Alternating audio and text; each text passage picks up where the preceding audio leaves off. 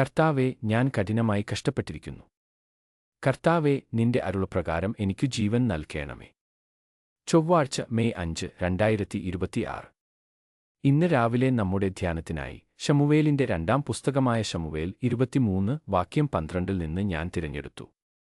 അവനോ വയലിന്റെ നടുവിൽ നിന്നു അതിനെ കാത്തു ഫെലിസ്ത്യരെ വെട്ടി യഹോവ വലിയൊരു ജയം നൽകി. സുപ്രഭാതം സുഹൃത്തുക്കളെ. എല്ലാ പ്രതികൂല സാഹചര്യങ്ങൾക്കും എതിരെ നിൽക്കുമ്പോൾ കർത്താവ് നമ്മെ വിജയത്തിലേക്ക് നയിക്കും. നമുക്ക് ഈ വാക്യത്തെക്കുറിച്ച് ധ്യാനിക്കാം. ഈ പ്രഭാത ധ്യാനത്തിന്റെ പ്രമേയം ഇതാണ്: പ്രതിബന്ധങ്ങൾക്കെതിരെ നിലകൊള്ളുക.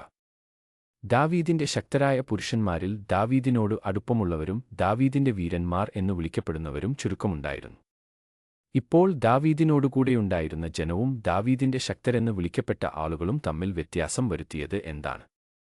വ്യത്യാസം എന്തെന്നാൽ, ഫെലിസ്ത്യരുടെ ശക്തിയാൽ ഇസ്രായേൽ ജനം മുഴുവനും ഓടിപ്പോകുമ്പോൾ അവരിൽ ഒരാളായ ശമ്മ പെയർ നിറഞ്ഞ നിലത്ത് ഫെലിസ്ത്യർക്കെതിരെ നിന്നു. എന്നാൽ ശമ്മ നിലയുറപ്പിച്ചു നിന്നു, അവരോട് യുദ്ധം ചെയ്തു, അവരെ അടിച്ചു. ദൈവം അദ്ദേഹത്തിന് വിജയം നൽകി. സുഹൃത്തുക്കളെ, നിങ്ങൾക്ക് ഒറ്റയ്ക്ക് നിൽക്കേണ്ടി വന്നേണ്ട സാഹചര്യങ്ങളുണ്ട്. നിങ്ങളോടൊപ്പമുണ്ടായിരുന്ന എല്ലാവരും അകന്നുപോകാം. എന്നാൽ നിങ്ങൾ ഒരു നിലപാട് സ്വീകരിക്കുകയും നിങ്ങളുടെ ജനത്തിനുവേണ്ടി യുദ്ധം ചെയ്യുകയും ചെയ്താൽ കർത്താവ് നിങ്ങൾക്കും വിജയം നൽകും. അത് നിങ്ങൾക്കും മറ്റുള്ളവരും തമ്മിലുള്ള വ്യത്യാസം ഉണ്ടാക്കും. മറ്റുള്ളവരും യോദ്ധാക്കളായിരുന്നു, എന്നാൽ അവർക്ക് ഫെലിസ്ത്യരുടെ ശക്തി സഹിക്കാൻ കഴിഞ്ഞില്ല. അവർ ഓടിപ്പോയി. പക്ഷേ ശമ്മ ഉറച്ചുനിന്നു.